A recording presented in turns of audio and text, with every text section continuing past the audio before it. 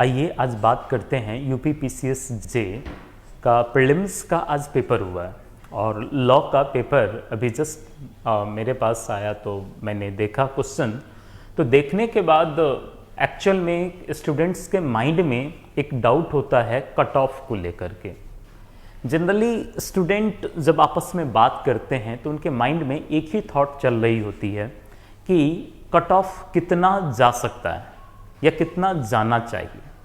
तो अभी तक मुझे जिन लोगों से बात हुई है जो जनरली प्रीलिम्स देते हैं और प्रीलिम्स निकलता भी है, तो वहाँ पर कट ऑफ को लेकर के आप देखोगे जीके का पेपर और लॉ का पेपर, बहुत सारे स्टूडेंट का मानना है कि जीके का पेपर जो था वो थोड़ा टफ था और लॉ का पेपर थोड़ा आसान पेपर था।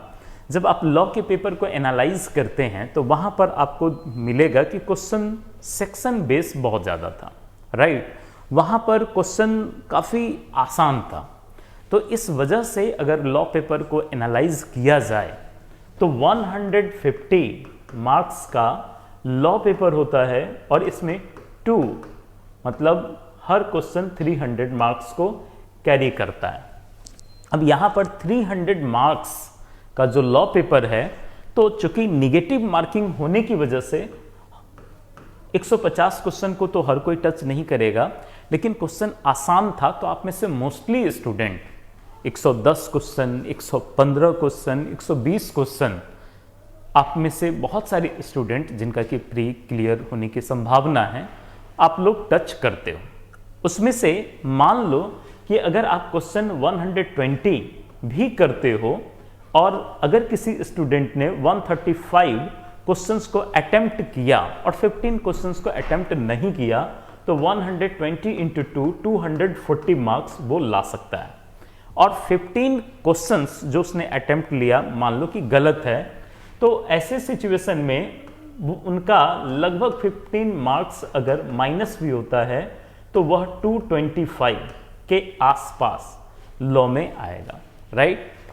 एक तो ये सिनेरियो है, लेकिन इस सिनेरियो पे आप देखोगे मोस्टली बहुत कम स्टूडेंट पहुंचते हैं इस स्कोर को जो 80% क्वेश्चन को सही करके आए। सेकेंड एस्पेक्ट अगर देखा जाए तो आप देखोगे कि मोस्टली स्टूडेंट 150 में से इतना तो जरूर है कि 105 क्वेश्चन किया होगा, 105 क्वेश्चंस किया होगा, जिसमें कि आप देखेंगे कि 105 अगर किसी का सही होता है तो 105 इंटू 210 मार्क्स वह लॉ में ला सकता है। और अगर यहाँ पर अटेम्प्ट आपने कितना लिया, मान लो कि 120 क्वेश्चन को अटेम्प्ट लिया, किसी स्टूडेंट ने 120 क्वेश्चन अटेम्प्ट लिया, अब ऐसे सिचुएशन में अगर 15 नंबर माइनस किया जाए, क्योंकि निगेटिव मार्किंग भी है, तो मान लो कि 195 के आसपास लॉ में स्कोर बनता लग रहा है। जीके में अगर देखा जाए तो हार्डली 50, 55, 60 मोस्टली स्टूडेंट वहां तक ला सकते हैं। उसमें भी नेगेटिव मार्किंग की वजह से कुछ स्कोर गिर भी सकता है। तो यहां पर अगर लॉ की बात की जाए तो अगर देखा जाए तो कोई भी स्टूडेंट 200 मार्क्स अगर ला रहा है लॉ में करीब करीब, या फिर मान लीजिए 190 से लेकर के 200 के बीच में मार्क्स ला रहा है लॉ पेपर में, तो एक संभावना है कि उनका प्रीलिम्स लॉ में क्लियर हो जाएगा। बाकी जीके में भी देखना पड़ेगा कि वो किस तरीके का स्कोर किए हैं। तो हार्डली अगर कट ऑफ दोनों का ओवरऑल देखोगे तो जहां तक कि मैंने जितने भी स्टूडेंट से बात किया या बाकी जो भी लोग हैं उन लोगों से बात हुई, तो मुझे लगता है कि एक अनुमान कि 260 प्लस या 260 माइनस आप इसमें बहुत कर सकते हो, तो 5 नंबर प्लस कर सकते हो या माइनस 5 नंबर कर सकते हो। मतलब क्या कि अगर कट ऑफ देखा जाए ओवरऑल तो 255 से लेकर के 265 के बीच में कट ऑफ जा सकती है, 255 से लेकर के 265, राइट। जिन लोगों के माइंड में आ रहा होगा कि 208 पिछली बार था तो इतना ज़्यादा नहीं होगा, लेकिन आप अगर देखो तो 208 जिस समय था उस समय 600 वैकेंसी थी, इस बार 303 वैकेंसी है, वैकेंसी सीधा आधी। तो इसी वजह से एक अनुमान के तौर पर आप लगा सकते हो कि 255 से लेकर के 265 का बीच रह सकता है प्रीलिम्स कट ऑफ। दूसरी चीज, आप में से अगर किसी भी स्टूडेंट जो इस कट ऑफ में नहीं आ रहे हैं, किसी का मान लो, मैं जनरल की बात कर रहा, मैं ओबीसी SC ST की बात नहीं कर रहा, मैं जनरल कट ऑफ की यहाँ पे बात कर रहा हूँ, उसी के अकॉर्डिंग आप ओबीसी SC ST का निकाल सकते हो। लेकिन मान लो कि आप में से अगर किसी स्टूडेंट ने बहुत अच्छा स्कोर नहीं किया, अगर जिनका भी स्कोर अच्छा है, 260 प्लस है, 270 प्लस है, अगर आ रहा है, तो आप लोग मेंस की तैयारी स्टार्ट कर दें और अभी से ही स्टार्ट कर दें, रिजल्ट का आप लोग वेट ना करें, राइट।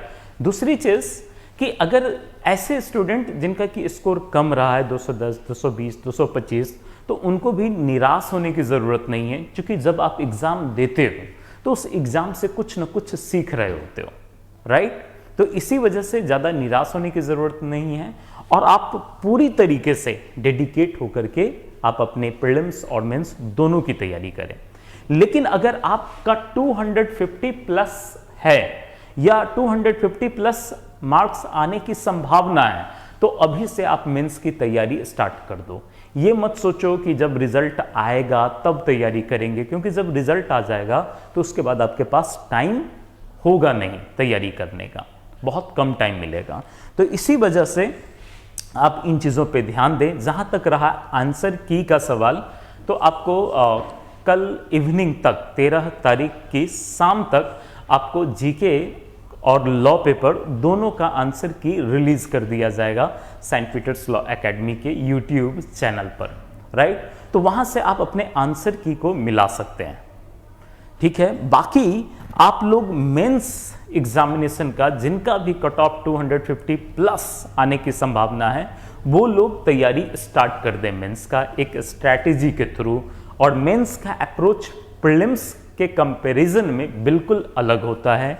यहां पर आपको टॉपिक को सिलेक्ट करना है, सिलेक्टेड टॉपिक को आपको पढ़ना है, उस पर अच्छे से अच्छे नोट्स बनाने हैं, अगर बना हुआ है तो उसको आपको याद करना है, और जब याद हो जाए तो बिना देखे उसको बार बार लिखने का कोशिश करना है। इससे आपका मेंस इंप्रूव होते जाएगा। तो आई होप कि नेक्स्ट वीडियो में हम डिस्कस करेंगे आंसर की, जीके का भी और लॉ का भी, तो आप वहां से मिला लेना और कितना मार्क्स आ रहा है उसके अकॉर्डिंग आप लोग कमेंट बॉक्स में भी कमेंट करना।